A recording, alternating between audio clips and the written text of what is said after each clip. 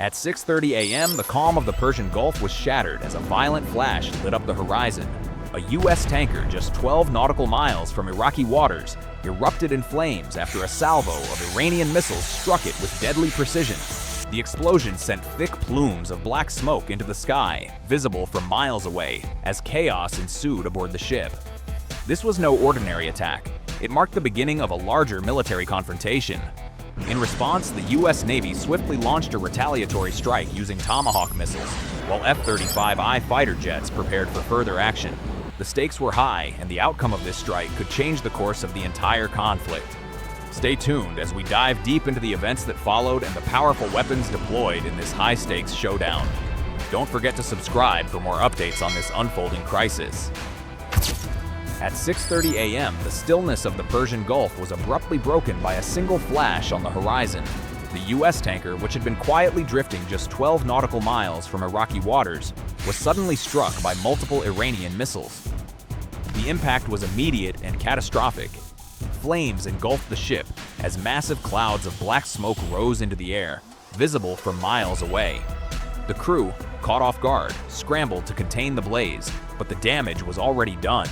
The first salvo had shattered the tranquility of the morning, signaling the start of a much larger confrontation. The U.S. Navy responded swiftly. Within minutes, alarm bells rang across the fleet, and red lights pulsed in the corridors of the nearby warships.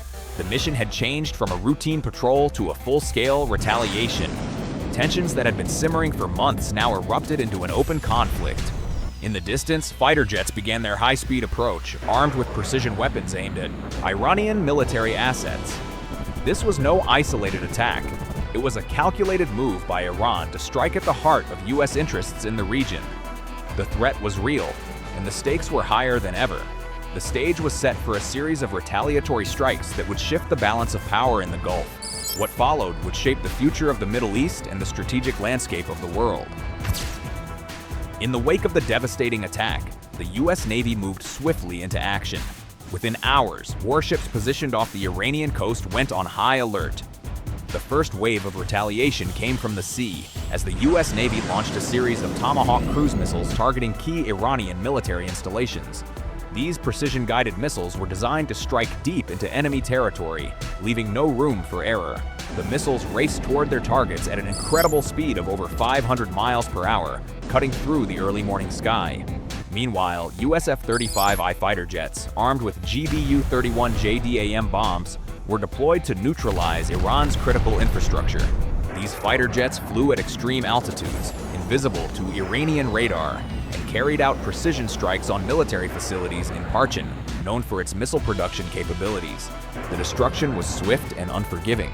Within minutes, what was once a thriving military complex was reduced to rubble. The altered explosion was so powerful that it was felt miles away, and the air was filled with the acrid smell of burning fuel and metal.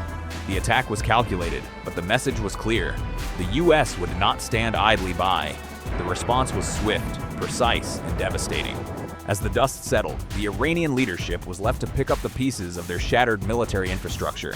The world watched closely as the conflict escalated, unsure of what would come next.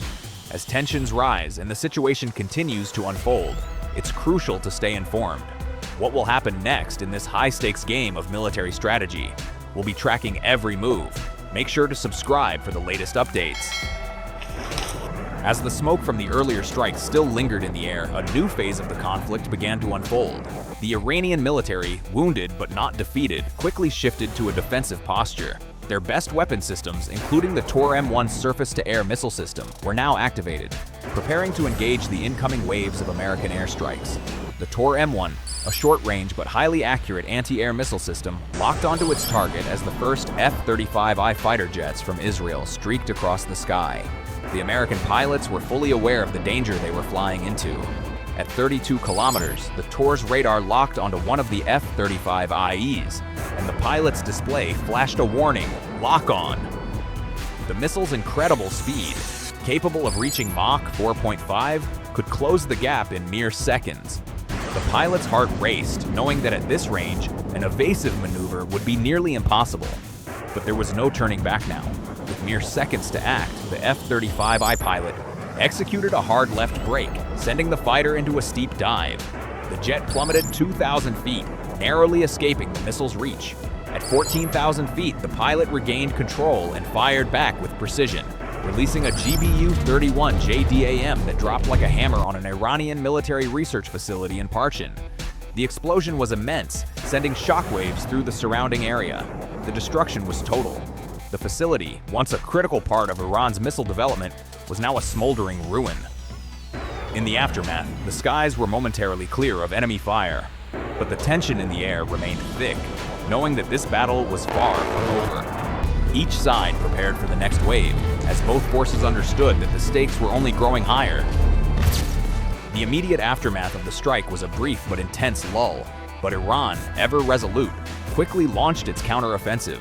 The Iranian military, although reeling from the earlier losses, began mobilizing its remaining forces with a renewed fury.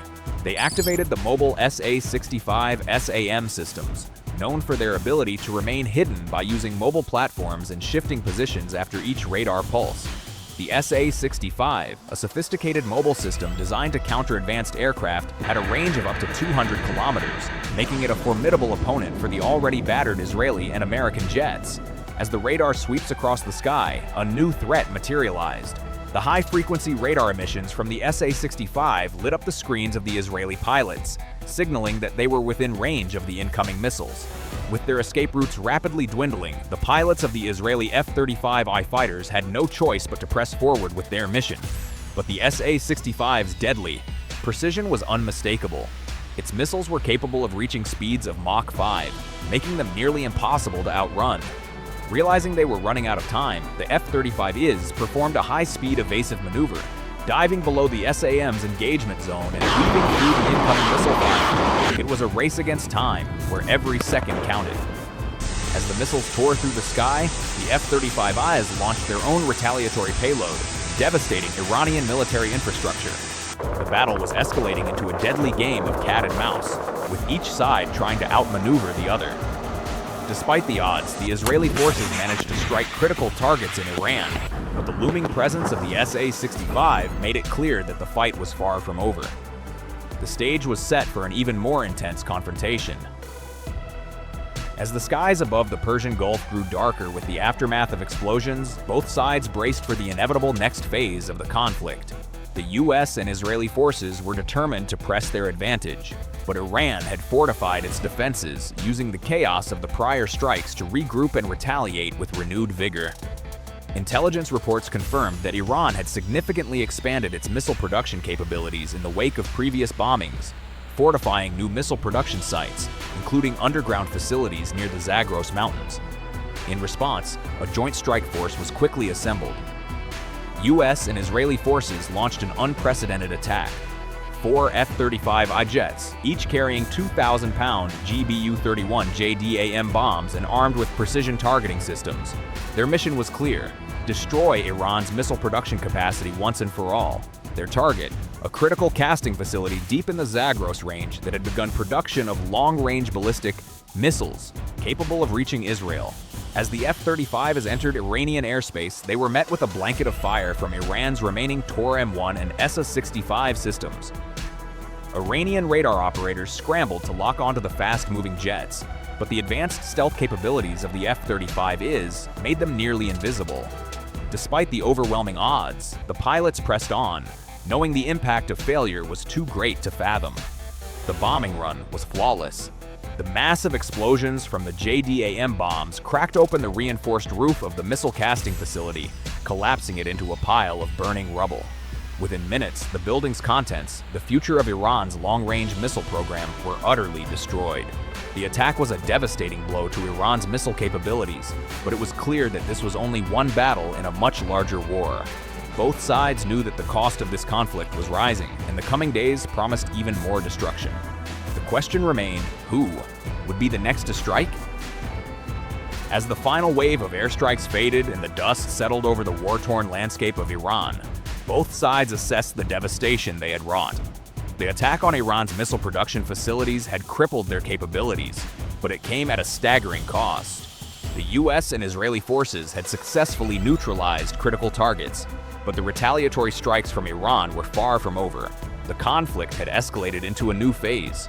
One where the stakes were no longer just about missile sites, but about the broader geopolitical balance of power in the Middle East. In the wake of these strikes, the destruction was beyond what anyone had anticipated. Key military facilities, once thought to be untouchable, were now in ruins. However, Iran's resilience was on full display. Despite the heavy losses, they had already begun rebuilding their defenses, scrambling to repair what was left of their shattered infrastructure. This raised a critical question: could the world afford to let this conflict escalate further? On a personal level, it's hard not to see the devastating cycle of violence as a reflection of the world we live in. A world where power, resources, and influence are often settled by force rather than diplomacy. While military victories are won on the battlefield, the cost of these victories is often borne by civilians, and the long-term consequences can ripple across entire nations. The question remains: how much longer can we continue down this path before it leads to a point of no return?